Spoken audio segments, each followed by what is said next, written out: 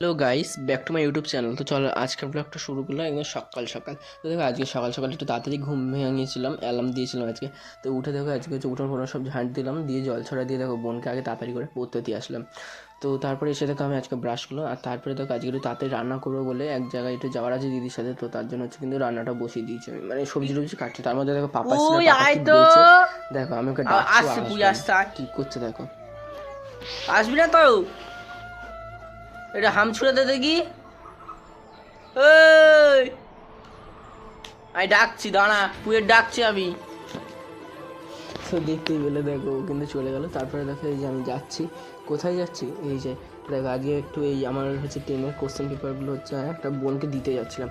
তারপরে দেখো বাড়িতে এসে কিন্তু আমি আবার রান্না কমপ্লিট করে কিন্তু এই যে চলে যাচ্ছি একটা জায়গায়, একটু গেছিলো দিদির সাথে। এই যে এই কলেজটা, তোমরা যারা সোনারপুরের মধ্যে থাকো এই কলেজটা জানবে, খুঁড়িগাছের ভেতর দিয়ে গেলে যে আমাদের পঞ্চায়েত পড়ে, সেই পঞ্চায়েতের পাশে কিন্তু এই কলেজটা। তো এই কলেজে গেছিলাম একটু পঞ্চায়েত প্রধানের কাছে। পঞ্চায়েত প্রধান এখন এইখানেই ছিল। আর তারপরে দেখো এই যে কাকুর থেকে একটু আজকে কিনলাম হচ্ছে কুলের আচার, বাট আমি কিন্তু খাইনি, খেয়েছে দিদি। আমি একদমই পাই না। দেখো আজকে হচ্ছে একটা মাছের ঝাল করেছিল, আর কুলের আচারটা মা হচ্ছে কালকে করেছিল, আর কিন্তু বাঁধাকপি চচ্চড়ি। তো এইটুকুনি আজকে দেখা হচ্ছে পরে।